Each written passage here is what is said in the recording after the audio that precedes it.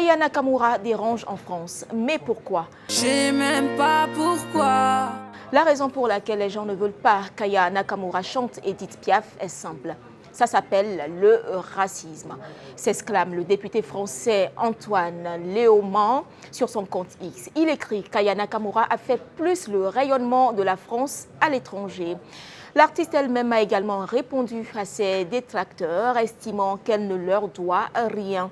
Vous pouvez être raciste, mais pas sourd, a-t-elle ajouté. Mais qui est Aya Nakamura et pourquoi va-t-elle interpréter la célèbre compositrice française Edith Piaf? Selon plusieurs médias français, elle a été invitée par Emmanuel Macron, le président français, et elle est pressentie pour interpréter Edith Piaf aux Jeux Olympiques de Paris. Aya Nakamura aurait révélé à Emmanuel Macron qu'elle aimait beaucoup Edith Piaf. C'est alors que le président français a demandé à la chanteuse d'origine malienne d'interpréter un de ses morceaux à l'occasion de la cérémonie d'ouverture des Jeux Olympiques de Paris. A priori, la ressemblance entre les deux artistes n'est pas flagrante. Cependant, sur le plan professionnel, Aya Nakamura et Edith Piaf peuvent se réjouir d'avoir acquis une stature internationale en quelques mois. La compositrice française paraît être le plus proche équivalent de la star franco-malienne. Aya Nakamura n'est pas née d'une famille nantie, Edith Piaf non plus. Cette dernière est issue d'une famille qui appartient au monde du spectacle. Aya Nakamura aussi. Aya est auteure-compositrice née au Mali dans une famille de griots. Elle a 29 ans.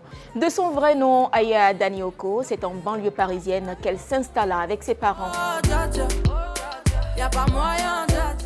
Son titre, Dja, a eu un succès phénoménal.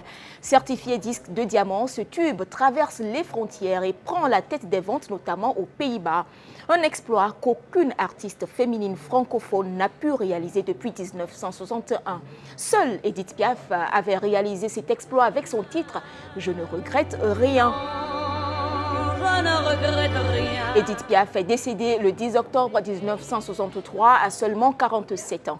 À ce jour, Aya Nakamura comptabilise plus de 6 milliards d'écoutes en streaming, plus de 20 millions d'abonnés sur les réseaux sociaux. C'est l'artiste française la plus écoutée à l'étranger.